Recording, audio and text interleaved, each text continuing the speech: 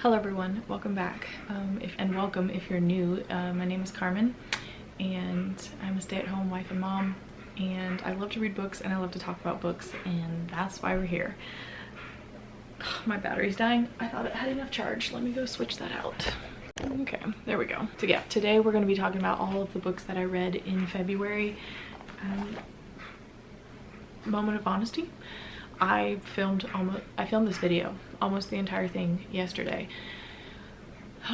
But I decided to scrap it and just redo it. Eden, my daughter, is kind of fighting a cold. She's feeling a little bit under the weather right now, and she was really fussy yesterday and was needing me a lot, and so my thoughts kept getting, I had to keep pausing and go tend to her and come back, and my brain just felt so scattered. I could not get my thoughts out clearly and talk about the books the way I wanted to.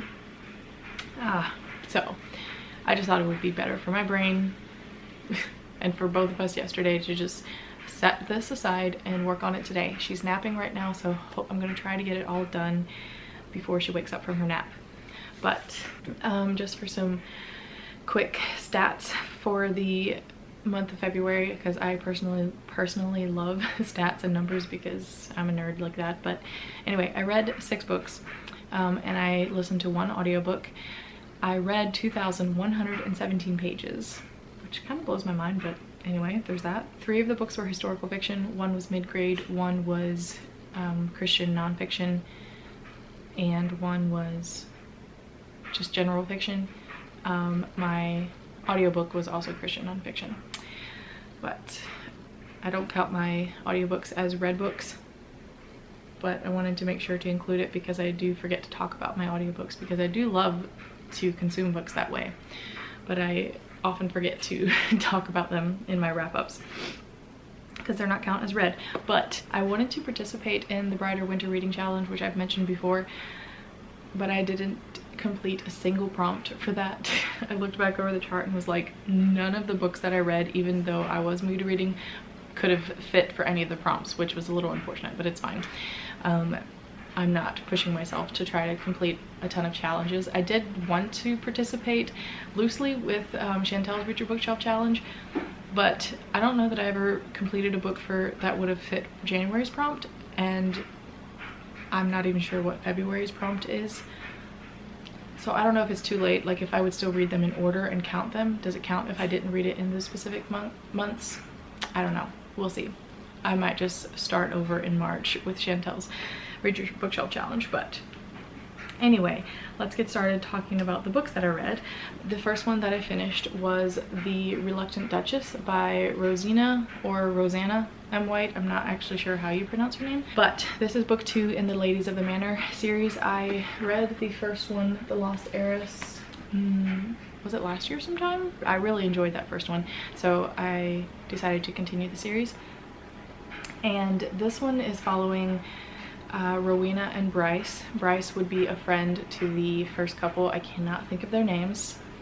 The names always escape me if it's been a while since I read the book, but he is a friend to the first couple, and there's this whole underlying theme in this series of some rare diamonds, red diamonds, and many people believe that there is a curse associated with these diamonds, but they are extremely valuable, and so there are some people that are out to find these diamonds, to get them, and they will do anything, even kill, to get them. So Bryce was put in charge of these diamonds just so that these people who are after the diamonds don't know who has them, and he's been tasked to hide them or disguise them somehow. But that's like the underlying theme throughout this whole series. But this specific book in the series follows Bryce and Rowena, who is a Scottish heiress, but there was a brutal attack for her, so there will be a trigger warning for sexual abuse or rape in this book, and also the next book that I'm going to talk about in the series. But she was attacked by a man that she was courting, but who she thought loved her and she thought she loved him, but he was not who she thought he was. And because of this attack, there's obviously a chance that she's pregnant. Father chooses to set up an arranged marriage with Bryce to protect her from this other man and to get her out of Scotland and down to England. And Bryce, after a bit, agrees to do this because he strongly felt that God was telling him to do so. And Rowena agreed to it because there was no other safer option. And she did kind of know Bryce from her childhood. She would have been really good friends with Bryce's sister when they were younger, but they hadn't seen each other for many years. But they do get married, and he takes her down to England, and she does become a duchess, obviously, because Bryce is a duke.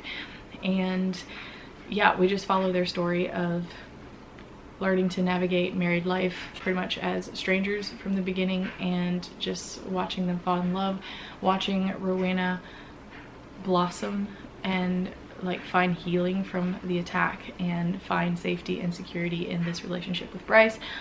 And yeah, I love Bryce and Rowena so much. And again, there's this also underlying plot line of everything surrounding the red diamond, so there's a lot of action, a lot of intrigue, a lot of danger, a lot, just so much. I feel like it's a very fast-paced book, but you still also get to see depth in the characters. This book has really great faith content, I feel, and this was just a fun series because I did pick up the third book then, A Lady Unrivaled, and this follows Bryce's sister, who wants to put an end to this whole thing with the diamonds once and for all, because so many things keep going wrong because of the greed that people have to try to get these diamonds, and it's putting people she loves in danger. She's lost friends over it, and it's just a lot.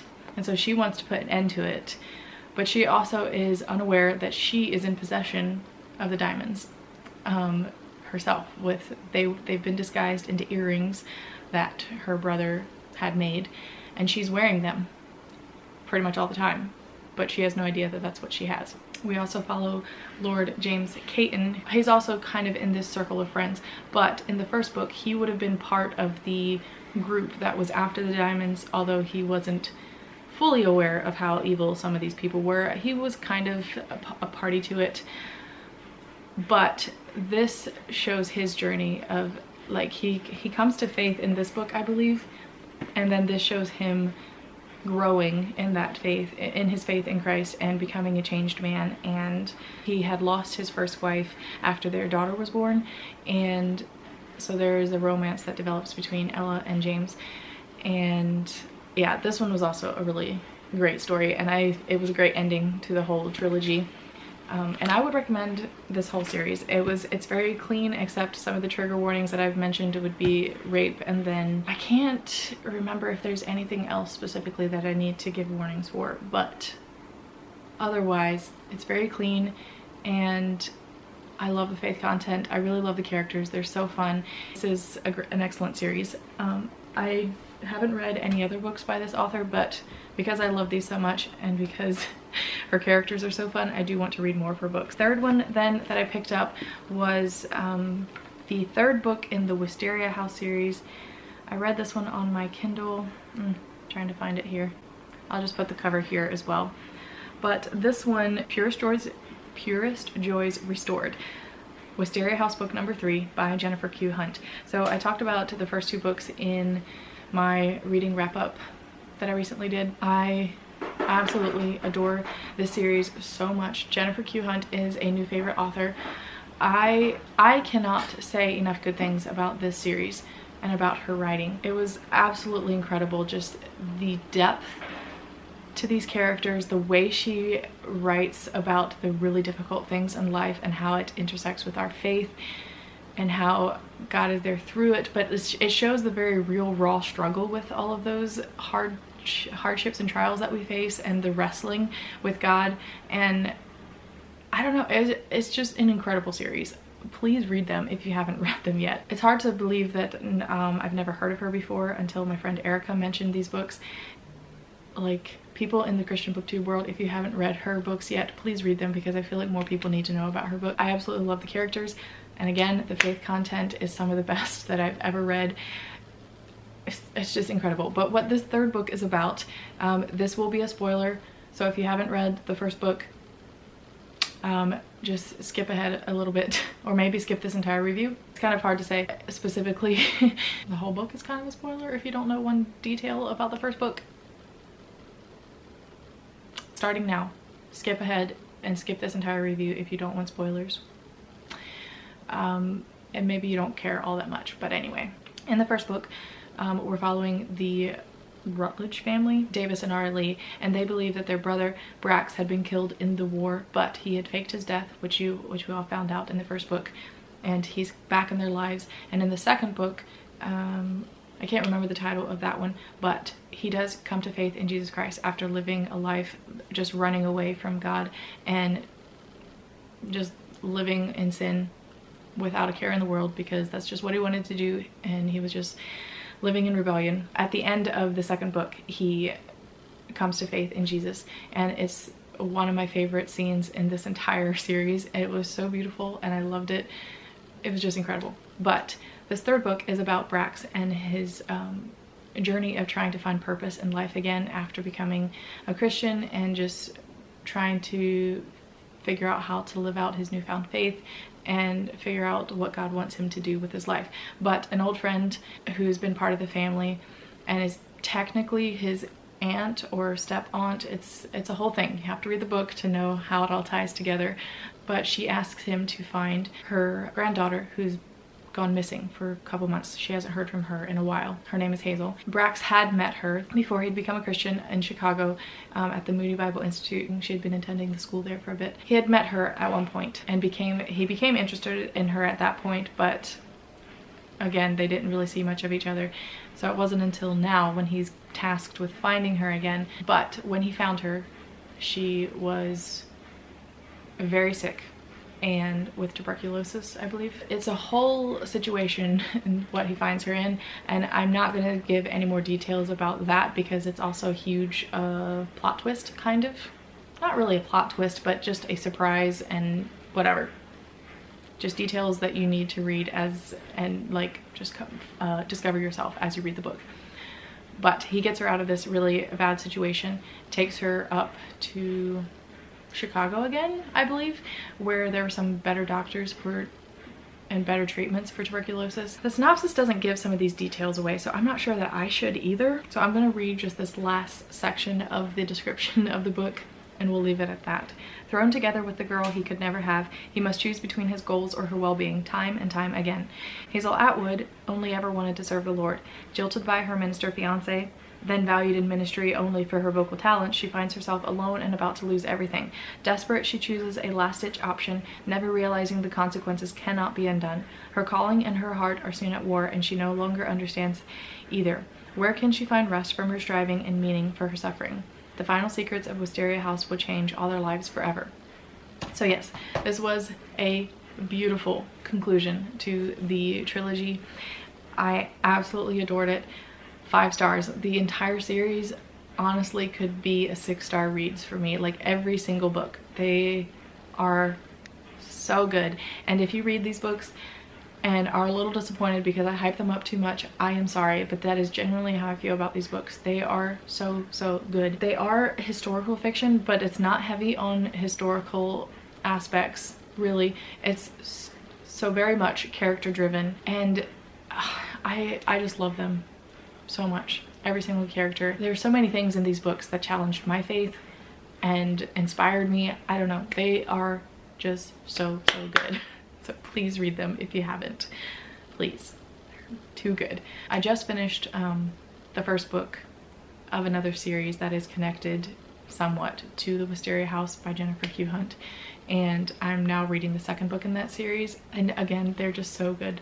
The Wisteria House, since I read them first, I think will be my favorite anyway, but these books are just as good. I was reading the author's note at the end of the first book yesterday when I finished it, of the Sorrow and Song series, and she mentioned Lawana Blackwell, who is one of my other favorite authors. Like she acknowledged her as the one who kind of helped her with her writing process, and Luana Blackwell was inspired / taught by Gilbert Morris. So it's all connected.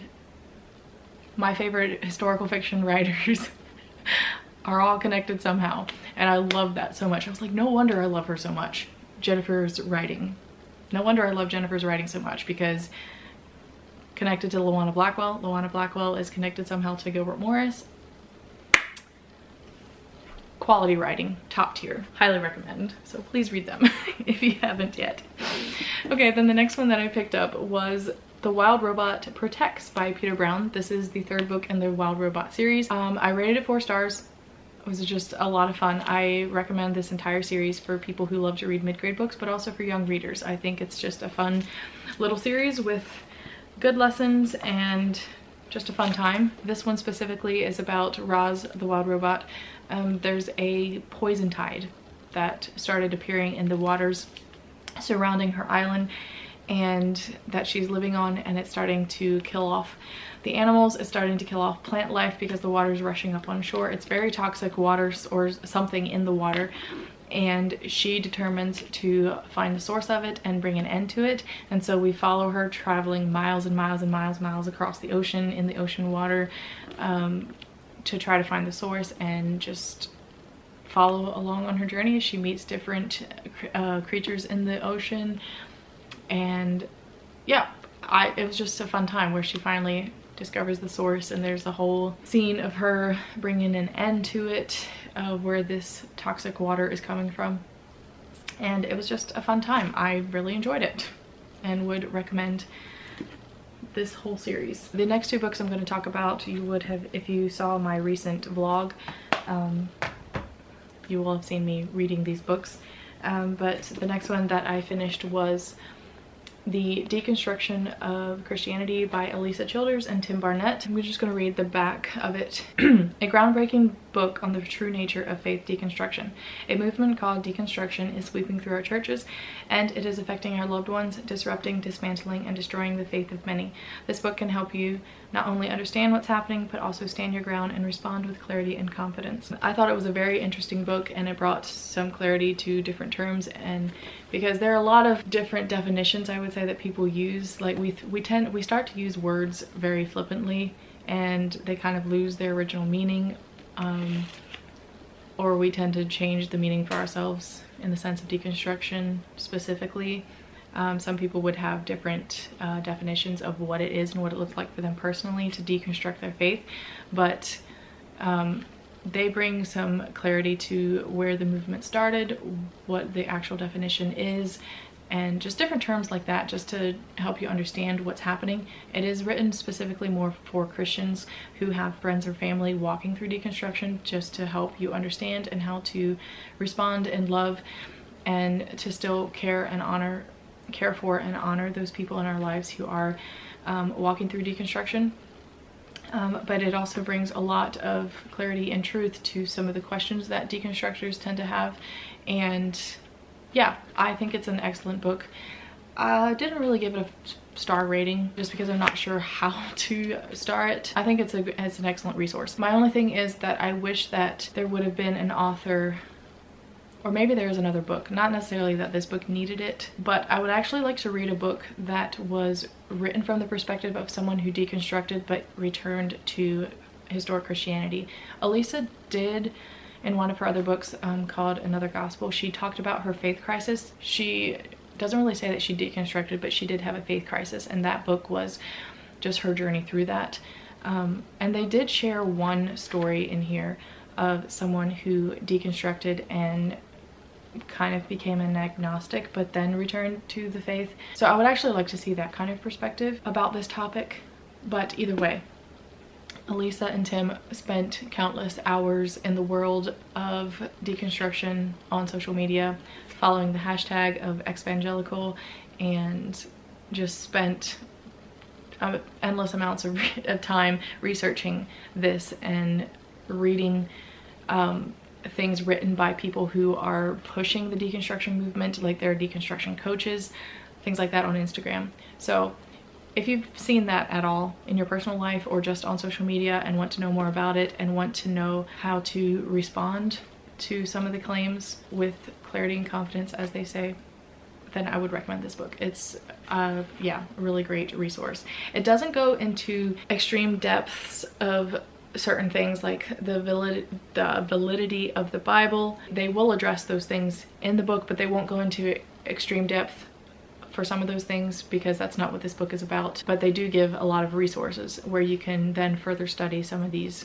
things that and topics that deconstructors give for their reasons of leaving the faith and that sort of thing. But anyway, I do recommend this book. I think it's a great resource and I did enjoy it. And I also love both Elisa's and Tim's work that they do just outside of this book, Elisa's other books and podcast. And then Tim Barnett is on Instagram, I believe, as Red Pen Logic or the original Mr. B. He has 2 different pages that he does his thing on Instagram that I really love his work that he does as well. Moving on, the final book that I read was October Baby by Eric Wilson. This is just the book that was written as a companion to the movie that was released back in the early mid 2000s, I guess, 2012, I think, somewhere around there was when the movie came out. This book is pretty much exactly like the movie, obviously, but if you don't know what the story is about, we follow Hannah, who is a young college student, and she has a lot of medical issues, like asthma. She's had multiple surgeries on her hips and things like that, but she's also dealing with extreme emotional and mental battles, feeling unwanted, and there's a lot that she's facing. But it turns out that it's because she finds out all of this all in one day, that she was adopted but also a failed abortion survivor. And so yeah, that's like a huge blow to her, and she then goes on this journey of trying to find her birth mom and also just trying to find healing with all of that, and just navigating that whole journey. And it's a beautiful story. It's not necessarily based off one particular true story, but it was inspired by the many different testimonies and stories of abortion survivors, and I think it's just a very beautiful story, and I would recommend it. So yes, there we go. And then the audiobook that I listened to was Every Woman a Theologian by Phylicia Masonheimer, and I love this book. I really wish I would have read the physical book, and I do want to get the physical book now because there were so many lines that I would have loved to highlight and tab. I'm sure the book would have been full of tabs if I would have actually read the physical book. I do tend to retain the information better for Christian nonfiction books if I listen to the audiobooks, so I'm glad to have this resource available as well, but I want to get the physical copy for sure. But it's, yeah, Every Woman a Theologian. Know what you believe, live it confidently, and communicate it graciously. And yeah, it's just a great little resource where she very clearly defines the basic tenets of our Christian faith, and also includes different denominational interpretations or views of certain ideas and topics, and just like explains the difference between some of those things. And it's just a very clear and concise little book of theology, and helping us, it's especially geared towards women, just helping us to know what we believe and understand the Bible a little bit more, and understand why theology and knowing theology, which is the study of God, knowing it well, is such an important part of our life. And yeah, I really enjoyed it, and I would recommend it. I especially loved the conclusion of the book. I had to go back and kind of listen to it to try to remember, because again, I couldn't just look back at the quote and I can't remember it specifically, but she did talk about, oops, I got cut off. She did talk about how when we are young believers and we're just, again, learning new things and just discovering all of this knowledge about God as we study theology, there can be a tendency to want to immediately share all of this information with people, and it can almost tend to, oh, how did she say it? I wish I could say it better. Or I wish I could find the quote, but again, I don't have it. I don't have the physical book. Basically, where we can have the tendency to, if we're not careful, to feel threatened by people who believe differently than us, or have different viewpoints, like the cross-denominational differences, and we want to like go out and correct people, and we can do it very ungraciously. And that was very challenging for me, because as someone who has always grown up with a love for Christian apologetics, and I love knowledge, and I love learning about God and about the Bible and everything about historic Christianity, and while studying apologetics and things like that has really helped solidify my faith and has encouraged me. I did tend to have a tendency to like almost panic if someone started questioning certain things about the Christian faith, and especially if it was someone in my life, or start looking into some other ideas that some people are promoting that, in my opinion, are not founded in truth and biblical historic Christianity. But I'd like felt like this desperate need to like, no, here's the truth, here's what's been said, and like here's what's been believed and has been taught throughout Christian history, like throughout the church history, and like I would tend to take on the responsibility of like this person's faith, and that if I felt they were walking away or like rejecting truth, I would take on the guilt myself as if it were my responsibility, and it wasn't. And it's not my job to convict, it's not my job to change someone's mind. That's the Holy Spirit's. Yeah, so this whole past year or more, I've kind of been in a season of where God has been refining me in that, where I can still stand on truth and live it boldly and confidently, but I don't panic anymore, I guess, if I see something that I don't agree with them, instead of wanting to immediately correct and immediately share what I know about this topic or what I learned about this topic, a specific topic. I can just first give it to God, and then pray for this person, that God would reveal the truth to them, and pray that they would seek the scriptures and the word, and that they would come to these things on their own. And if they would ask questions, then I could share what I do know and what I've learned about certain things. But I don't have to like immediately harp against this person on Instagram that's promoting some of these ideas that I don't agree with, like I would have tended to in the past. Just been like, this person is a dangerous person to listen to and follow, whatever. Like, I hope I'm explaining all of this well. Basically, God has changed my heart in that, and as Phylicia said in this book, here's how it's all tying back together, is how to communicate our faith and what we believe about the Bible and theology, things like that. We can communicate it graciously. So I still have to learn how to do that, communicate it graciously. But yeah, I'm very grateful for the grace that God has shown me, because I can be very passionate about the things that I believe and standing on truth, which can be a good thing, but something that I've needed to learn is how to communicate it graciously, but also letting go of the responsibility that I was taking on myself that I shouldn't have taken, for people, like to try to convince people differently or to protect them somehow against some of these bad theology that is out there, because I do believe that bad theology hurts people. And yeah, I don't know. All that to say is I really appreciated this book, and Phylicia has been one who has helped me to know the difference between a critical spirit and discernment, and yeah, again, just to know how to communicate our faith differently. And so I'm very grateful for the work that God has done in my heart on this matter, because like I said, over this year, he's taught me that I don't have to feel threatened by different theological viewpoints anymore. I don't know all the answers, so like if someone would ask me some certain questions about certain things, or why do I believe this way versus this way, I don't always and won't always have an answer for that, but that's okay, and I'm learning to be okay with that.